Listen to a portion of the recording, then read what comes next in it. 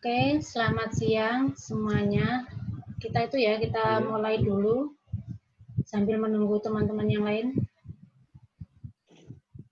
ya Bu. Uh, untuk semester ini saya akan mengampu mata pelajaran dasar-dasar perancangan pabrik. Nanti saya akan berdua dengan Pak Mustaqim. Jadi untuk yang awal-awal dengan saya, nanti selanjutnya akan dilanjutkan oleh Pak Mustaqim. Jadi nanti ketika kalian ada pertanyaan yang belum bisa saya jawab, saya langsung ditanyakan ke Pak Mustaqimnya ya. Mungkin Ya beliau Bu. yang lebih expert. Jadi untuk dasar-dasar perancangan pabrik. Jadi kan ketika kita akan membangun sebuah perusahaan, pasti kan kita akan untuk penilaiannya ya sebelum kita mulai. Jadi untuk penilaiannya seperti biasa nanti untuk tugas 20, kemudian untuk UTS UAS 40. Tapi kalau nanti di tengah-tengah dirasa ada nilai yang jelek, nanti bisa untuk presentasi nilainya bisa saya ubah sesuai dengan kondisi nanti ketika setelah ujian akhirnya. Jadi mungkin pertama dasar-dasar perancangan pabrik, mungkin ada yang bisa menjelaskan ke saya kenapa sih kok kita itu perlu belajar tentang dasar-dasar perancangan. Mungkin ada yang mau menjawab. Kita diskusi aja ya.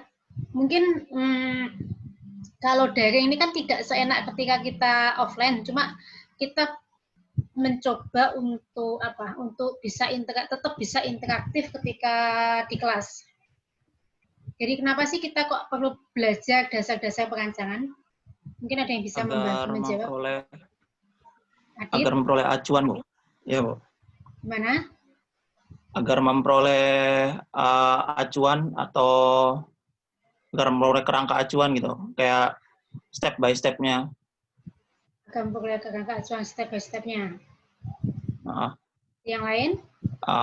Mempunyai kiblat juga gitu, Bu. Apa sih patokannya gitu, Bu?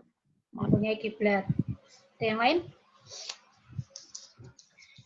Kerangka acuan sama kiblat ya? Ya. Ada yang lain yang mau mencoba menjawab?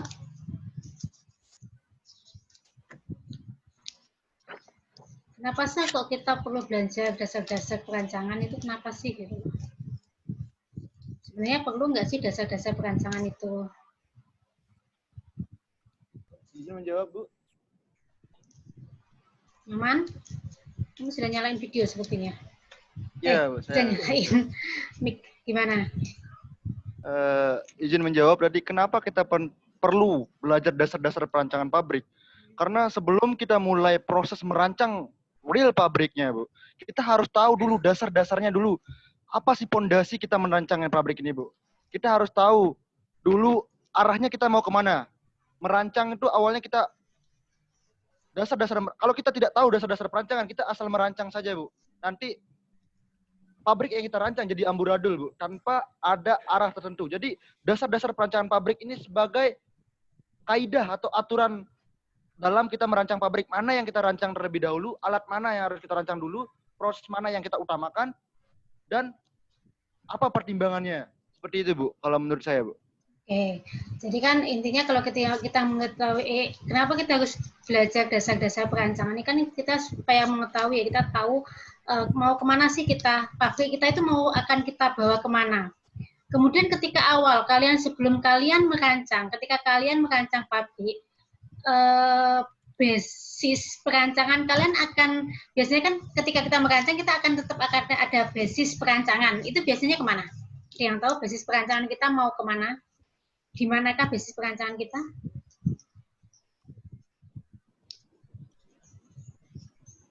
Basisnya dari mana? Ada yang tahu? Basis perancangan itu biasanya dari mana? Dari IOP, dari ASME, mungkin. Dari IOP, dari ASME itu untuk yang lebih ke perhitungan ya? Untuk basisnya, tahu basis ya? Basis perancangan itu adalah dasar di mana kita akan memulai sebuah perancangan. Itu biasanya dari mana? Ada beberapa apa namanya istilahnya? Ada beberapa itu namanya kayak ada beberapa asumsi yang bisa kita pakai ketika kita akan merancang pabrik. Itu apa aja asumsinya? Kita mengambil basisnya itu di mana? Ada yang tahu? Kalau nanti kalian kan tingkat 4 nih sudah, berarti kan kalian nanti akan merancang desain, apa namanya, pradesain pembangunan, apa gitu, biasanya kan gitu ya. Ketika kalian akan mempradesain plan, itu kan berarti kalian harus mengambil basis perancangan kalian itu dari mana? Dari fit-nya, Bu. Dari fit, kemudian Proses. Fit, proses, Dan hasil yang akan produk dulu, dihasilkan. produk. dari produk dulu, Chef. Produk. Dan bisa sebenarnya untuk basis kita merancang itu sebenarnya ada dua.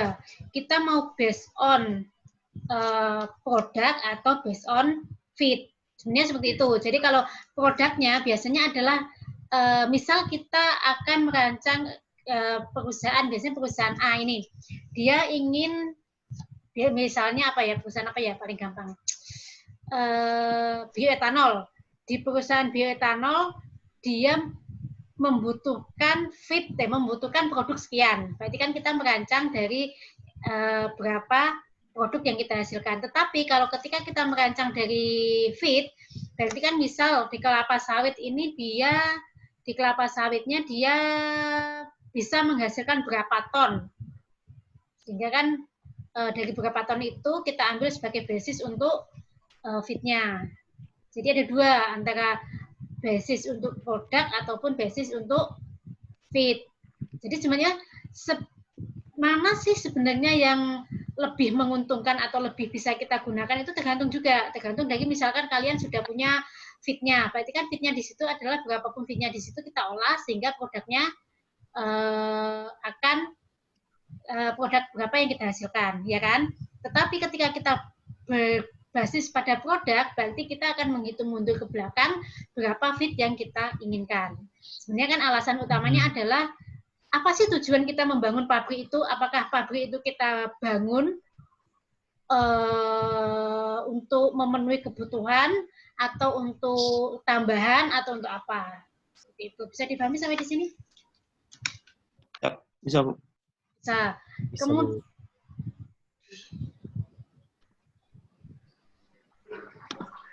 Kemudian selanjutnya adalah selain untuk basisnya itu, salah satu alasan yang lain adalah sebenarnya ketika kita membangun sebuah perusahaan atau pabrik, yang paling utama adalah selain kalau masalah produk sama fit adalah hal yang pertama. Yang lain adalah apakah kita ketika membangun perusahaan itu, apakah kita akan mendekati fit-nya ataukah akan mendekati konsumen. Itu juga suatu pertimbangan lain yang harus kita perhatikan.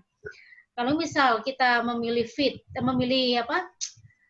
lokasi pendirian perusahaan itu dekat dengan fit, itu juga ada beberapa alasannya. Contohnya ketika paling gampang ada di Pipi Gundi.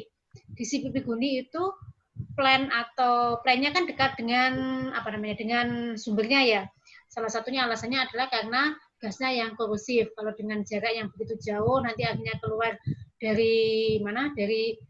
ditransfer ketika gasnya ditransfer terlalu jauh dari lokasi, dikhawatirkan akan terjadi korosi. Sehingga makanya kenapa plannya dibangun dekat dengan fit-nya atau sumurnya.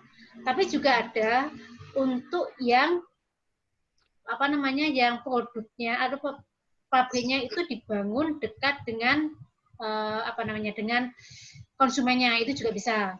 Itu kembali lagi untuk alasan-alasan tersebut nanti kalian harus menganalisa secara keseluruhan, misalkan berapa cost maksimalnya sehingga produk pabrik itu lebih menguntungkan mana dibangun dekat dengan fit atau dekat dengan konsumen. Seperti itu ada pertimbangan-pertimbangan ketika kalian akan merancang sebuah pabrik. Seperti itu. Jadi ketika nanti kalian merancang pradesain, kalian harus benar-benar menganalisa fit-nya seperti apa, produknya seperti apa, komposisinya seperti apa, prosesnya seperti apa, kemudian utilitasnya seperti apa, kemudian kalian akan membangun pabriknya di mana, kemudian analisa ekonominya seperti apa, itu harus kalian pertimbangkan secara apa namanya, secara keseluruhan, jadi menjadi satu kesatuan seperti itu. Kemudian kalian sudah menentukan judul untuk perancangan pabriknya? Siap, sudah, Bu. Ada berapa kelompok untuk kelas B? Semuanya sudah, Bu.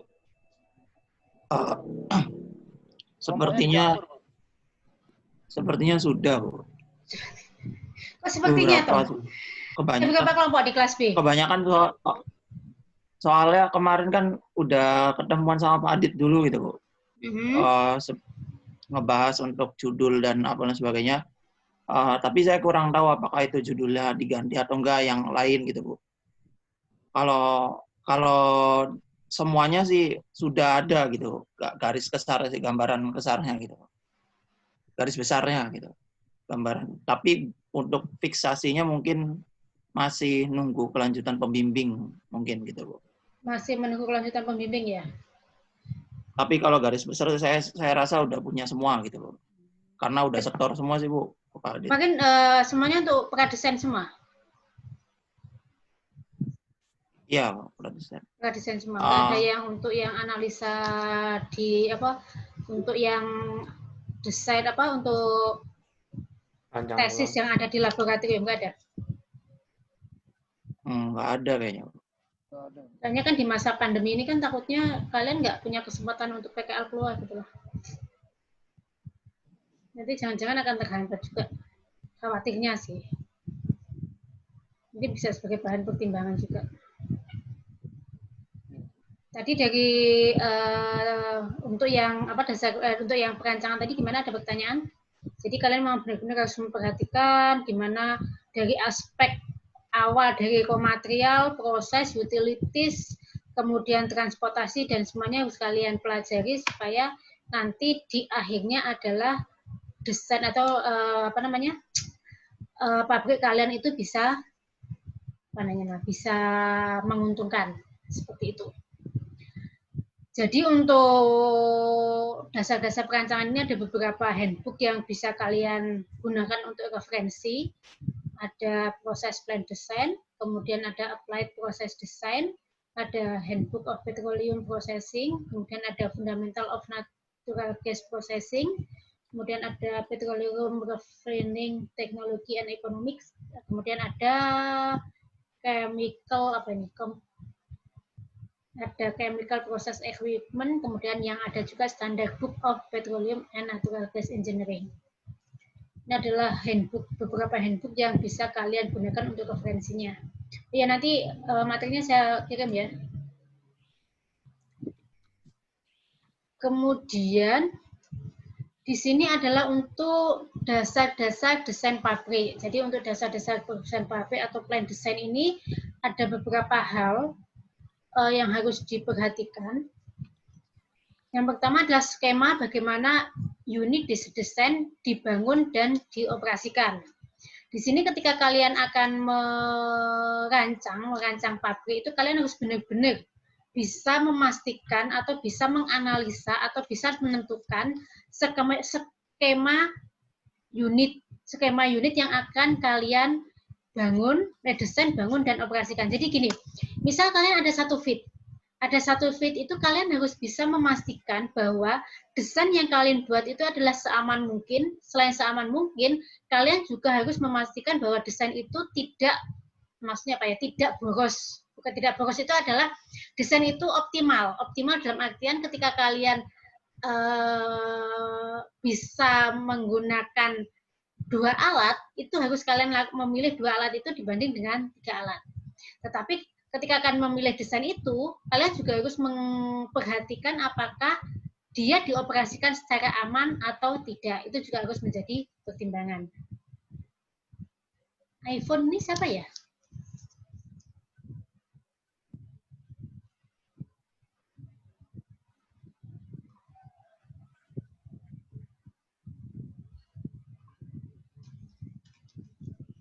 Maaf Bu, itu tadi handphone saya yang satunya Bu, soalnya ini Stella Bu, di laptop namanya tidak kebaca Bu. Ini yang iPhone saya reject apa saya admit? Di reject aja, Bu. Saya udah mengganti dengan laptop, Bu. Oke. Ah,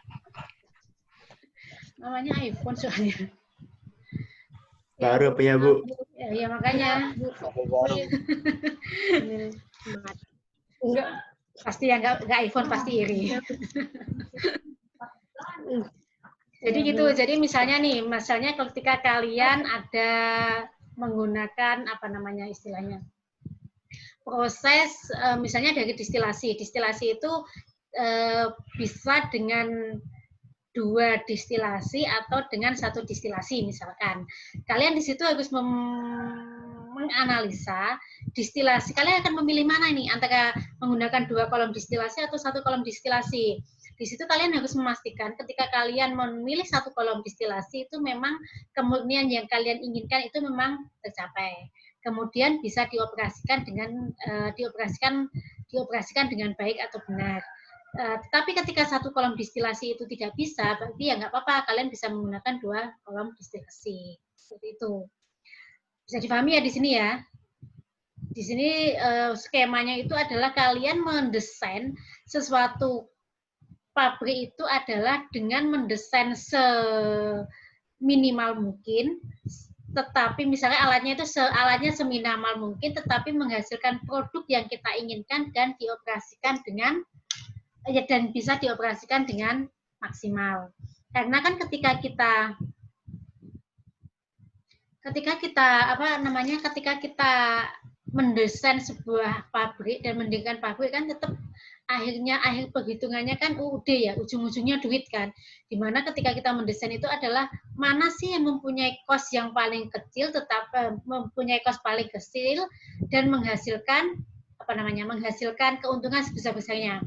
Meskipun seperti itu, tapi safety itu tetap menjadi prioritas utama. Kita nggak boleh istilahnya kita meminimalisir cost produksi dengan harapan bisa meningkatkan produksi dari pabrik, tetapi kita mengabaikan safety, itu juga nggak boleh.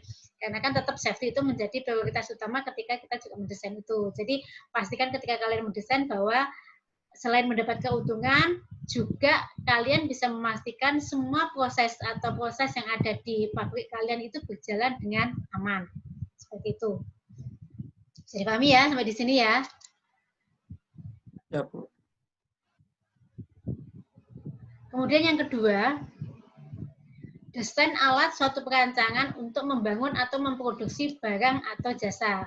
Desain adalah suatu perencanaan untuk membangun atau memproduksi barang atau jasa. Jadi ketika kita mendesain, berarti tujuan kita adalah kita ingin memproduksi barang atau jasa. Kemudian engineer adalah pemanfaatan prinsip ilmiah untuk melakukan desain. Engineer berarti kan orangnya. Jadi ketika seorang engineer itu bekerja, berarti dia adalah dia menggunakan prinsip ilmiah untuk melakukan desain. Jadi prinsip ilmiah di sini adalah untuk misalkan ketika kalian mendesain reaktor, berarti kan kalian menggunakan ilmu-ilmu dasar, ilmu-ilmu yang kalian dapatkan di bangku kuliah ataupun dari buku-buku untuk kalian gunakan dalam melakukan desain. Apakah nanti desain kalian berhasil atau tidak, berarti tetap kalian harus melakukan uji kelayakan dari desain tersebut. Karena kan nggak mungkin juga ketika kalian mendesain, oh ya kita nggak bisa 100, kita harus confident, tapi kita nggak boleh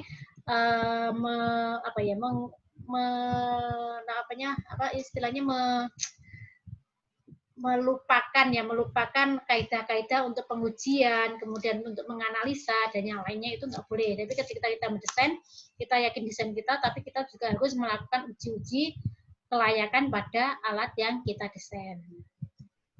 Kemudian untuk desain sendiri terbagi dalam beberapa tahapan. Yang pertama adalah tahap pertama, desain konseptual atau basic design.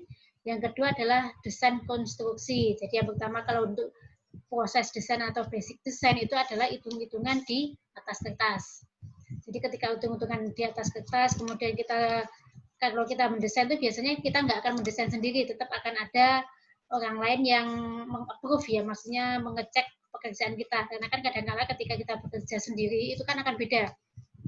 Pasti akan ketika kita mendesain sendiri itu yang kita rasa benar itu kan kadang kita menulis 14 koma sama titik itu aja kan ketika kita menghitung aja kan jadi kesalahan sedikit aja itu bisa berakibat fatal. Makanya ketika kita mendesain secara basic desain atau proses desain, biasanya kita tetap harus ada pihak lain yang mengecek pekerjaan kita sebagai untuk approval. Selain untuk approval itu juga fungsinya adalah untuk mengecek pekerjaan kita apakah itu benar atau tidak.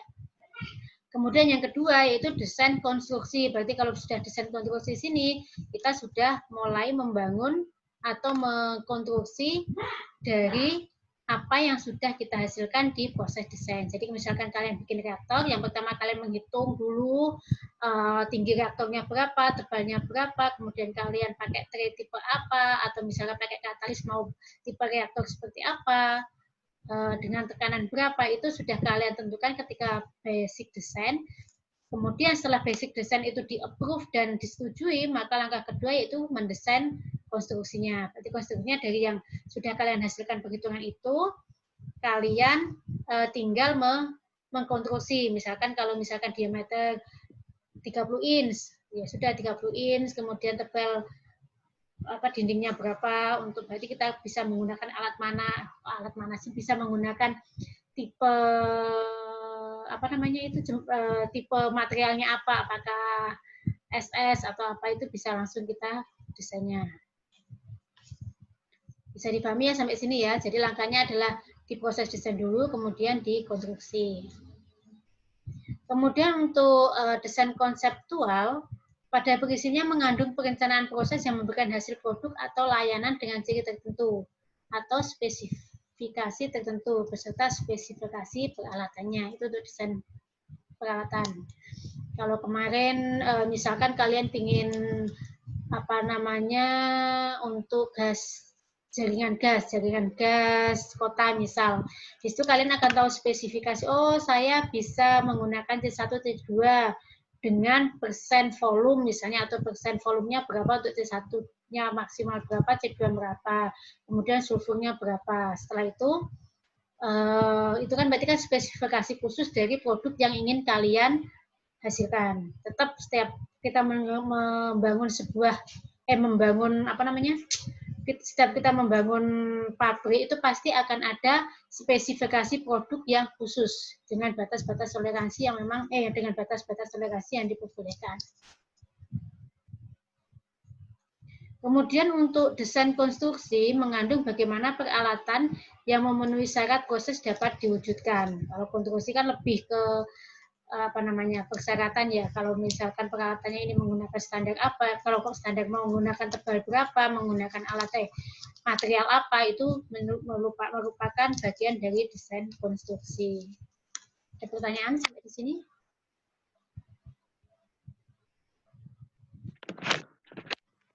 Bu, mohon maaf, saya mau tanya. Saya mau tanya untuk kalau misalnya penentuan lokasi pembangunan pabrik itu berdasarkan kondisi putus-putus deh. Lokasinya untuk pembuatan pabriknya itu. Gimana? Untuk perancangan pabriknya itu kan kita nanti kan menentukan lokasinya juga. Nah, itu menentukan di lapangan, di kehidupan nyata atau gimana ya, Bu? Di kehidupan nyata maksudnya gimana? Ya, perancangannya di kehidupan nyata. Maksudnya kayak misalnya faktor yang mempengaruhinya itu kayak misalnya kan saya sendiri itu ngambil judul itu perancangan pabrik bioetanol. Nah, itu kan dari yang saya ambil itu dari tebu. Nah, apakah saya juga harus melihat faktor-faktor di mana misalnya si komoditas pangan itu ditanam atau gimana ya, Bu? Untuk menentukan lokasi perancangan pabriknya.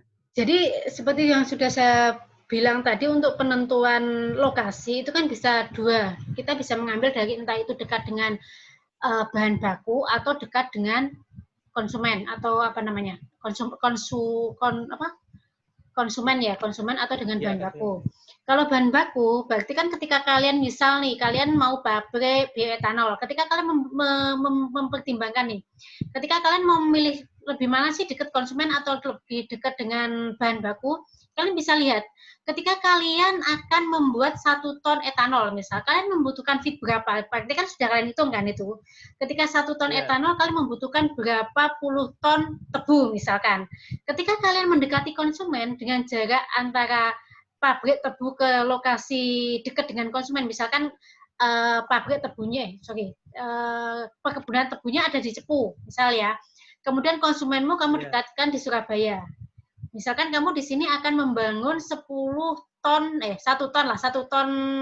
etanol yang akan kamu distribusikan di Surabaya. Kamu harus berpikir ketika 1 ton tebu ini, 1 ton etanol ini dia membutuhkan berapa ton tebu. Misalkan membutuhkan 10 ton, ya kan? Membutuhkan 10 ton. Kemudian kalian harus berpikir untuk transportasi. Ketika dari Cepu ke Surabaya, itu dengan kalian harus membawa 10 ton tebu yang ditransfer dari Cepu ke Surabaya, itu kosnya lebih tinggi mana ketika kalian mentransfer bioetanol yang cuma 1 ton dari Cepu ke Surabaya. Itu menjadi satu pertimbangan. Karena kan transportasi itu juga sesuatu yang harus kalian pertimbangkan juga ketika nanti kalian akan mendesain. Bisa difahami sampai sini? Kemudian beda kasus ketika seperti kalian gas seperti gundi. Gundi itu adalah tipe gasnya adalah sour gas, ya kan? Sour gas itu berarti banyak mengandung sulfur. Ketika banyak mengandung sulfur, resikonya yang pertama adalah dia akan menyebabkan peralatan menjadi korosif, ya kan? Misal ini kalian sama dengan di Cepu dan kalian akan mendekati konsumenmu di Surabaya. Kamu harus memperhitungkan juga ketika kamu akan membangun kilangmu di Surabaya dengan resiko sekian panjang pipa yang harus dilalui oleh sour gas itu, apakah bagaimana dengan resiko keamanannya, gimana dengan korosifnya, berapa lama berapa hari atau berapa bulan sekali kamu harus tetap mengganti pipa yang dilewati oleh gas tersebut. Sehingga kamu di sini harus menganalisa lagi. Kalau saya menggunakan, misalkan kalau saya membangun pabrik di Surabaya, otomatis cost-nya akan jauh lebih tinggi dibanding ketika saya akan membangun pabriknya yang mendekati sumurnya. Bisa dipahami, Mas Boni di sini? Iya, Bu. Iya. Jadi ketika kita memilih di mana kita akan membangun pabrik tersebut, apakah dia akan mendekati feed atau apakah dia akan mendekati produk, itu tergantung dari analisa secara keseluruhan. Jadi kita nggak bisa setengah-setengah ini. Kita ngambil, pokoknya saya mau dekat dengan konsumen, nggak boleh seperti itu. Atau saya ingin dekat dengan feed, nggak boleh. Jadi kita harus menganalisa secara keseluruhan, mana yang lebih menguntungkan. Seperti itu. Jadi tetap untung-untungnya adalah kalian harus memperhitungkan berapa cost minimal yang bisa kalian yang bisa didapatkan ya ketika kalian mendirikan sebuah perusahaan seperti itu. Bisa dipahami. Jadi nanti ketika Mas Boni akan akan mendesain bioetanol dari tebu, kamu kan harus memperhatikan nih tebunya dari mana asalnya, apakah dia di situ ketersediaannya memang berlimpah atau enggak, apakah cukup berapa tahun kamu bisa perkebunan itu bisa mensuplai tebumu, apakah setelah misalkan di kebun A dia bisa mensuplai pabrikmu berapa lama, kemudian jika tidak bisa mensuplai, kamu mau mengambil kebun dari mana, itu juga menjadi pertimbangan. Kemudian dari segala pertimbangan yang ada, kamu akan memutuskan, saya memilih misalkan ada kebun A, B, C di Bojonegoro, kemudian di Cepu, kemudian di Randu Blatung, atau di mana, kamu harus memutuskan mana sih yang paling efektif untuk dibangun sebuah perusahaan. Kalau tebu loh ya, maksudnya kan, kalau tebu kan nggak mungkin, biasanya kan lokasi agak jauh kan, nggak mungkin dekat-dekat di situ. Selain itu biasanya yang harus kalian pertimbangkan adalah masalah utilities, air, ketersediaan air. Itu juga harus menjadi pertimbangan. Nah, mungkin kalian terus misalkan membangun pabrik di daerah gersang yang tidak ada sumber airnya, itu juga kalau bisa untuk bisa dihindari karena kebutuhan utilities air itu kan tetap, apalagi kalau kalian membangun steamnya sendiri, kemudian gensetnya sendiri dan yang lainnya, itu kan kalian harus mempertimbangkan itu. Bisa dipahami ya sampai di sini? Bisa, Bu. Jadi banyak faktor, nggak cuma satu itu. Jadi ketika kalian mau membangun, mendesain atau mengkonstruksi pabrik, itu kalian ada banyak desain, banyak ketentuan atau kriteria yang memang harus kalian penuhi di situ. Tapi nanti intinya tetap adalah analisa ekonomi. Mana dari sekian banyak opsi yang ada itu yang paling menguntungkan, paling aman, dan mendapatkan keuntungan yang sebesar-besarnya. Makanya nanti ketika kalian belajar matematika ekonomi kan ada break-even point, ada beberapa perhitungan yang untuk menentukan kelayakan dari perusahaan itu layak didirikan atau tidak. Seperti itu. Bisa dipahami? Bisa, Bu. Ada pertanyaan yang lain? Bu, izin Bu, bertanya lagi Bu. Kalau nanti untuk penentuan lokasi itu menyambung yang Boni Bu, itu apakah kita harus survei ke tempatnya atau nggak usah ya Bu? Soalnya kan harus tahu ini lahan kosong atau enggak, atau pakai Google Earth kayak gitu Bu. Sebenarnya kalau kita bilang apakah kita perlu datang ke lokasinya kan tetap tetap kita tidak istilahnya tidak seperti kalau kita melihat langsung kan ya lokasi itu. Ya kan? Tetapi kan misalkan nih, tapi biasanya sih kalau memang perusahaan besar, itu pasti dia akan melihat lokasi terlebih dahulu. Dia harus memastikan apakah di situ lahannya adalah sengketa atau enggak, itu pasti akan dicek terlebih dahulu. Tapi kalau kalian desain mungkin bisa lewat Google, sih nggak apa-apa. Tapi ketika kalian nanti benar-benar untuk desain beneran yang akan kalian bangun, ya harus datang ke lokasi itu. Harus melihat kondisinya seperti apa, kemudian kondisi tanahnya seperti apa, kepemilikan tanahnya itu milik siapa, itu juga harus menjadi pertimbangan. Karena jangan sampai itu menjadi tanah sengketa yang akhirnya pembebasan lahannya menghambat pendirian pabrik. Kan seperti itu. Nanti kalian sudah... Gimana? Kalau nanti kita sudah tinjau lewat Google Earth dan sebagainya, Bu, untuk mengetahui kayak... apakah perlu kita mengetahui harga tanahnya di daerah situ kayak gitu-gitu nggak Bu untuk perhitungan ekonominya? Enggak ya Bu? Sebenarnya sih kalau memang kita sih perlu mengetahui, tapi diasumsikan aja kan nggak masalah sebenarnya untuk ketika kalian nanti mendesain kilang kalian secara keseluruhan, kemudian membangun kantor kan kalian akan tahu ketika itu kan akan mengetahui berapa luas tanah ya. Bagusnya kan tahu dengan skala pabrik kalian, kemudian kalian memperkirakan bangunannya di mana, itu kan kalian akan tahu berapa total kebutuhan tanahnya. Itu seharusnya memang masuk perhitungan, termasuk harga tanahnya, luas tanahnya, kemudian untuk misalkan untuk pasokan airnya dari mana, listriknya dari mana, itu perlu kalian perhitungkan. Tapi kan ketika nanti kalian desain itu kan ada asumsi-asumsi yang bisa kalian pakai di situ. Nanti coba untuk ketika kalian belajar masalah ekonomi teknik, itu di situ harusnya banyak dibahas untuk asumsi. Misalkan ketika kalian utilities nih, utilities kalian tidak merancang utilities semua. Jadi untuk utilities kalian langsung mengambil berapa persen dari total prosesmu, itu bisa juga. Tapi kalau kalian ingin detail sekali ya dihitung per unitnya juga itu lebih baik kalau kalian tahu. Seperti itu. Termasuk kalau misalkan kalian lokasinya agak ke dalam, berarti kan kalian harus membangun jalan sendiri, ya itu kan berarti cost juga kan, cost pembangunan jalan dan yang lainnya kan harus diperhitungkan. Seharusnya seperti itu. Idealnya sih kalau kita mau merancang ya seperti itu semuanya. Jadi mulai dari pradesain, desain, konstruksi sampai commissioning itu juga harus diperhatikan. Termasuk misalkan berapa jumlah karyawannya, berapa jumlah engineer-nya, itu kan semuanya harus dihitung juga. Kalian shift mau berapa, itu harus dihitung harusnya. Itu adalah untuk yang cost secara keseluruhan ya, biar itu lebih akurat. Lanjut lagi ya Bu. Kalau kan tadi tuh ngebahas lokasi itu ada dua, yaitu berdasarkan fit sama produk ya Bu, atau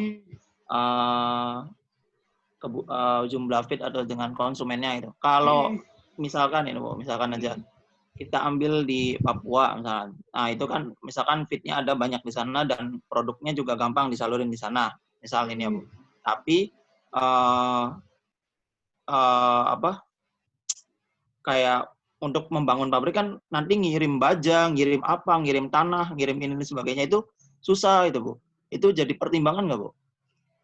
tetap akan menjadi pertimbangan, tetapi kan kita harus melihat juga ketika untuk konstruksi ya, maksudnya untuk pembangunannya ya. Iya, Pembangunan kayak itu kan cuma sekali. Dalam misalkan pabrik kalian bisa beroperasi selama 25 tahun, hitungan kalian seperti itu. Ketika kalian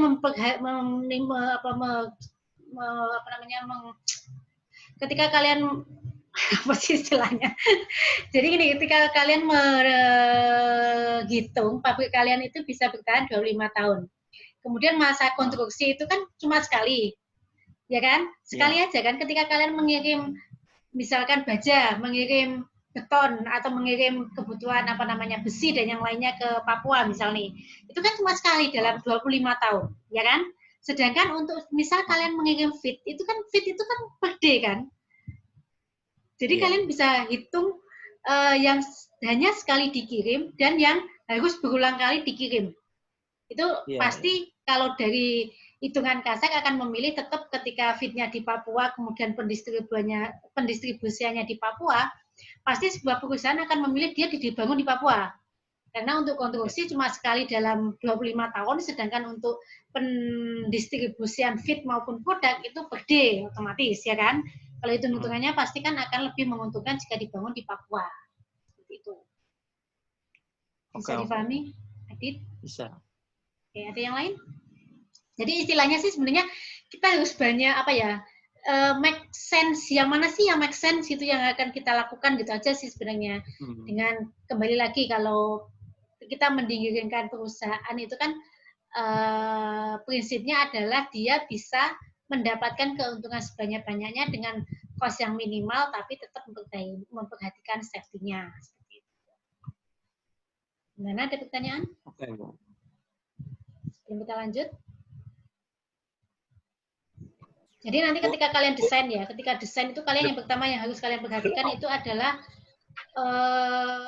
basis kalian tuh apa. Jadi ketika kalian bilang saya ingin membangun pabrik bioetanol, gitu misal, kalian harus tahu ini alasannya apa kamu membangun pabrik bioetanol. Misalnya kamu ingin memenuhi pasokan nasional, berapa pasokan yang ingin kamu penuhi itu kamu harus benar-benar bisa menyebutkan angka real berapa yang ingin kamu penuhi. Berarti misalkan Indonesia kekurangan bioetanol sebanyak 10.000 ton. Itu kan, misal.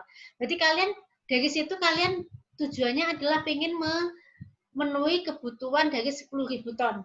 10.000 ton itu apakah kalian akan memenuhi semuanya 10.000 ton atau misal nih kalian hanya mengambil 5 tonnya. Seperti itu. 5 tonnya kenapa kalian hanya bisa mengambil 5 ton? Karena saya hanya mempunyai feed sekian yang bisa mensuplai kebutuhan, hanya bisa mensuplai kebutuhan 5 ton, itu nggak masalah. Jadi kalian nggak harus ngoyo banget bilang kalau kebutuhan bioetanolnya 10 ton gitu, kalian harus 10 ton, nggak harus seperti itu. Jadi kembali lagi ketika kalian dengan prinsip dengan pertama kalian ingin memenuhi kebutuhan itu, berapa kemampuan yang bisa kamu untuk bisa memenuhi kebutuhan itu, seperti itu. Bisa dipahami ya, karena kan selain kebutuhan yang berapa yang banyak, kemudian kamu juga harus seperti kita tuh harus tahu diri gitu loh, berapa sih kemampuan kita untuk mendirikan perusahaan ini, seperti itu. Jadi jangan ngoyo, saya ingin karena kebutuhan bioetanol di Indonesia kurang 10.000 ton, saya harus bisa 10.000 ton. Ternyata feed-nya nggak ada, kan nggak rasional kan itu namanya.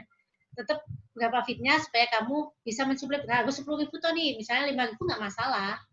Tapi kalian harus rasional ketika bilang 5.000 itu memang benar-benar 5.000 karena saya hanya punya lahan tebu sebanyak 10.000 hektar misal. Karena ketika diolah 10.000 hektar ini hanya bisa menghasilkan sekian, itu nggak apa-apa. Yang jelas ada alasan yang rasional dan perhitungan perhitungan data yang memang akurat di situ, nggak masalah. Bisa dipahami ya sampai sini ya? Ya, Bu. Ya, Bu.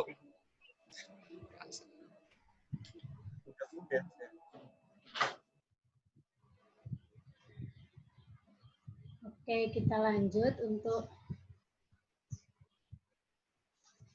proses engineering. Di sini untuk proses engineering, dia adalah dasar-dasar perancangan pabrik atau plan design menggunakan tool proses engineering. Jadi kalau kalau kita itu sekarang kalau mungkin sekarang kan untuk seorang proses engineer itu nggak sesusah dulu ketika zaman teknologi belum secanggih ini ya. Sama juga ketika dulu di pabrik, kalau kalian bisa membandingkan tuh RFCC dengan PPSDM itu kan jauh banget ya. Kalau PPSDM itu kan segala sesuatunya harus dikontrol manual, kemudian harus manpower-nya yang memang benar-benar harus standby, itu kan beda lagi setelah dengan tipe-tipe dengan tipe-tipe kilang saat ini kan banyak sekali kilang saat ini yang lebih ya sudah dikontrol secara otomatis ya, atau bisa dari control room. Itu memang perkembangan zaman itu ya memang harus teknologi itu memang selalu meningkat dan kita harus mau nggak mau kita harus mengadop setiap teknologi yang ada. Kemudian untuk yang proses engineer ini kan dia sebenarnya untuk proses engineer itu yang seperti saya bilang tadi sudah nggak seperti dulu. Jadi kalau dulu mungkin ketika proses engineer itu dia ingin menaikkan feed menaikkan feed di RFCC, menaikkan produk. Kalau dulu dia harus benar-benar menghitung di atas kertas, memastikan segala sesuatunya. Kalau sekarang mungkin dengan program HISIS, dengan kondisi operasi yang sama, misalkan kita mau menaikkan menaikkan produk dari 10.000 menjadi 15.000 gitu. Sudah kita tinggal menaikkan feed-nya dinaikkan, kemudian kondisi operasinya dinaikkan, di running dengan HISIS, kita sudah tahu, oh nanti kita harus menaikkan feed-nya sekian, suhunya di sini harus naik, itu sudah secara otomatis. Sebenarnya itu kelebihan teknologi yang saat ini ada. Kemudian untuk proses engineering adalah penerapan prinsip ilmiah proses atau chemical engineering untuk melakukan desain proses. Meskipun demikian, biasanya kalau kalian nanti belajar di PE itu rata-rata mereka tetap basic prinsipal mereka tentang ke chemical engineeringan atau tentang ke engineeringan itu tetap akan mereka pakai, walaupun misalnya mungkin nih ketika kalian pakai HISIS bisa ini dinaikkan, suhunya dinaikkan, tekanannya dinaikkan atau yang lainnya, tapi kan kalian di situ juga harus benar-benar memahami kenapa sih ketika feed naik, kemudian kenapa sih suhunya naik itu menyebabkan tekanan naik, itu kalian juga harus bisa paham, jangan sampai harus bisa kalian pahami. Jangan sampai kalian tinggal menaikkan suhu terus tanpa memperhatikan berapa tekanan yang ternyata tekanannya melebihi ambang batas, itu kan nggak boleh juga. Common sense untuk seorang proses engineer itu memang harus kalian miliki dari awal. Jadi misalkan ketika suhu naik, berarti dia akan menyebabkan tekanan naik, misalnya seperti itu ya. Berarti kan ketika kalian menaikkan suhu, kalian benar-benar menjaga juga berapa sih tekanan yang diperbolehkan di sebuah kolom. Itu salah satu contohnya. Kemudian untuk proses engineering meliputi pemilihan proses yang dipilih, rangkaian peralatan yang dibutuhkan, beserta spesifikasinya dan perkiraan biaya konstruksinya, kondisi operasi dan realisasi produksi. Itu. Jadi tugas proses engineer itu seperti itu. Kalau ini untuk yang proses engineer yang dia untuk desain awal dari itu ya, untuk desain perusahaan, desain plan desainnya. Jadi dia harus memilih nih pemilihan proses. Kalau kita sudah belajar proses pengolahan itu kan ketika kita bicara masalah source gas sama sweet gas itu kan kita pasti akan memiliki dua proses yang berbeda. Ketika kita memiliki dua proses yang berbeda, otomatis kita juga akan memiliki rangkaian peralatan yang berbeda antara satu proses dengan proses yang lainnya, ya kan? Ketika kita memiliki dua rangkaian peralatan yang berbeda, otomatis kita juga akan memiliki spesifikasi alat yang berbeda. Akan sangat jauh berbeda ketika kita akan mengolah sweet gas dan sour gas, itu kan pasti akan berbeda. Jenis materialnya juga akan berbeda, kemudian kondisinya juga akan berbeda. Seperti itu. Kemudian setelah kita mengetahui spesifikasinya, otomatis kita akan bisa menghitung. Ini misalkan nih untuk proses secara keseluruhan, berapa sih harga dari reaktornya, kemudian berapa sih harga dari distilasinya, kemudian berapa sih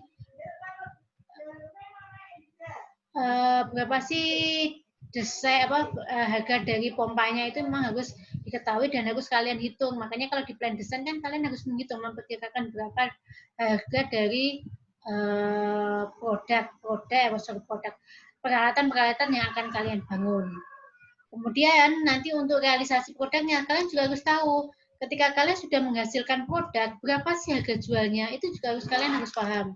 Karena dari harga jual itu, kemudian berapa feed, dan berapa cost, kalian akan menghitung berapa keuntungan yang bisa kalian dapatkan. Jangan sampai ketika kalian hanya mendesain, kemudian membangun, kemudian mengkonstruksi, mencari spesifikasi dan kondisi operasi, tapi kalian tidak memperhitungkan berapa sih cost dari, berapa sih harga jual dari produkmu, itu sudah nggak boleh.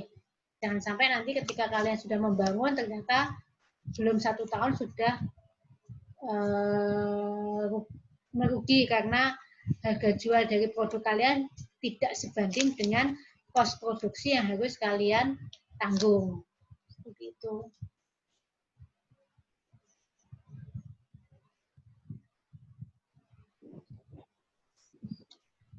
Kemudian dalam batas-batas tertentu, proses engineering juga mencakup evaluasi dari suatu unit. Jadi satu unit itu tetap harus dievaluasi, apakah dia menguntungkan ataukah apakah dia juga sudah efektif belum, pemanfaatan energinya sudah efektif belum, kemudian desainnya sudah bisa lebih murah apa enggak, itu juga harus menjadi salah satu tugas dari proses engineer di sini. Ada pertanyaan?